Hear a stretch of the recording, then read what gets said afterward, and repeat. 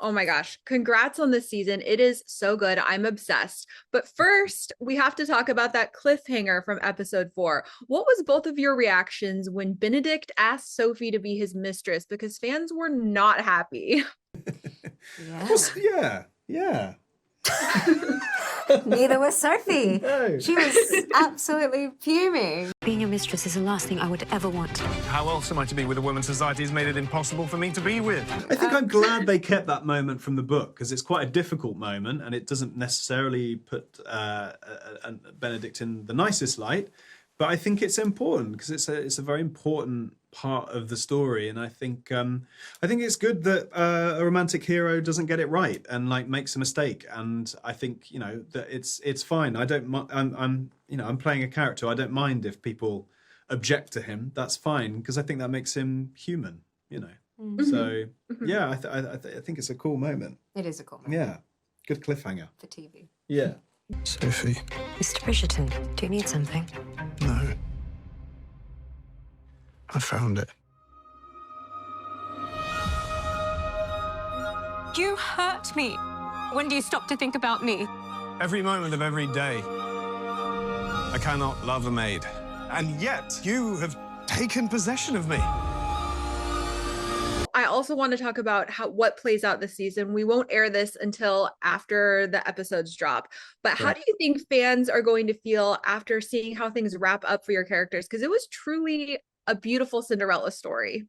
Yeah, a retelling I like to think of. Mm. But yeah, it's nice to see how far they go to get back to where they kind of began, and the individual journey that they go on, but also the journey that they go on together, I think is really beautiful. Yeah, and the depth of it, I think. Yeah. Like Sophie very early on says to Benedict, will you, you're happier. Yeah, you're happier in shallow waters. Will you wade out deeper with me? And I think that's literally what happens. I think it goes somewhere very profound. I think when you start thinking about grief and what happens in. I don't know. Yes, we said yeah. Like the death and all of that. Like I think like death is a great awakener. I think it's a good way to sort of like get us to sort of think, whoa, what am I doing with my life? I need to get real. So I think it's a really nice, deep adventure. I think they go on emotionally. Yeah. Definitely. And both of your characters have great chemistry on screen. And I feel like a lot of fans know and love Bridgerton for the steamy scenes. There was the bathtub scene. What was it like filming those types of scenes together? A lot of fun. They were a lot of fun. Very oily. Yeah. The logistics, I think, make it easier. In the same way that, like, I remember when we did the first scene, which is not the bath scene, the logistics of getting undressed was sort of hysterical. Oh my gosh. Because we have so many layers. It's not the sort of thing where you can do in a modern show where you just sort of like lift a t-shirt over your head and then you're done. And unhook a bra. Yeah, No, it went on and on. Layer. It's like an onion. Sophie's an onion. It's like strip poker. Yeah, it was, wasn't it? What's next? Surprise!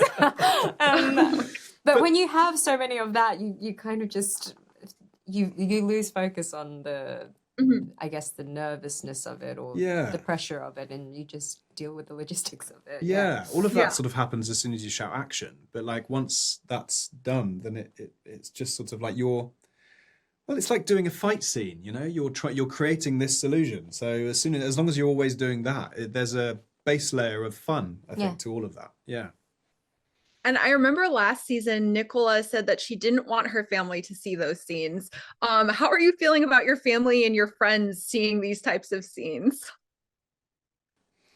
Well, there's nothing my friends haven't seen.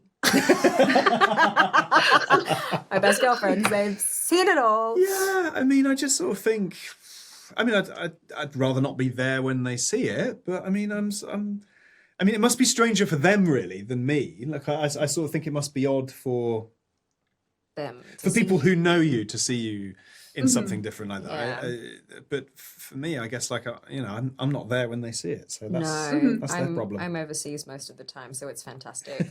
I've just warned them which episodes around when, and I will give them the choice of if they watch it or not. If they want to opt out, yeah. Yeah. Yeah.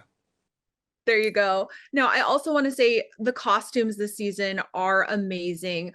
I did you either of you have any favorite costumes that your characters wore, or did you take anything home from set? I loved funny enough, it was the Cavender costume when he's having a fight with Cavender. And it was the sharpness of the cut of it. It was almost like a modern suit, but like, with as a frock coat. And it was dark blue. I loved that coat. I'll never be able to have it. They won't let me have it because it will be in a warehouse somewhere now. Yeah. But I'd love to take that home. That one. Yeah. The Borough Daphne dress Sophie wears in Ep3 was my favorite costume. And I did take my necklace. I did ask for my necklace as a little token and reminder of just the season and the character. So that was nice. I love that. I also wanted to talk about, there's a bit of a family reunion. Kate and Anthony came back for a couple episodes. Four beings from opposing worlds.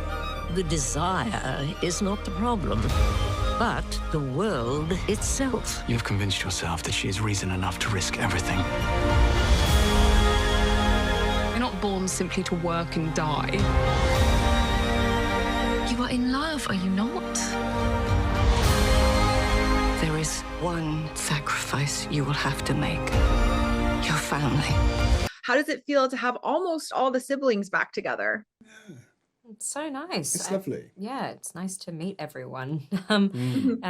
Especially because I'm new, and I think, I don't have many scenes with them, but to know that they're back, and Bridgerton is obviously very much a family show, so to always welcome them back. I'm talking like I'm the showrunner. To always welcome them back. It's nice, and to be able to connect with them, I think, is always. And it just carries that sort of history, isn't it? Doesn't it? When those characters come back, you think, wow, this show's been running for, like we started it in 2019. That's like almost a decade ago, not quite. But like to bring when they come on set, they bring that history with it, which is really cool. It's nice, yeah. Definitely. And Luke, Mrs. Bridgerton, your on-screen mom, she's finding love this season. How do we feel about that? Because fans are loving it. I'm loving it. Yeah, I think it's wonderful. And I think it's wonderful, particularly because I think Ruth is such an amazing actress. And she's got impeccable comic timing, but she can also be really moving, and she's just brilliant. And she's been, in the show for a while, but it was really nice to see her, I don't know, get her flowers a bit.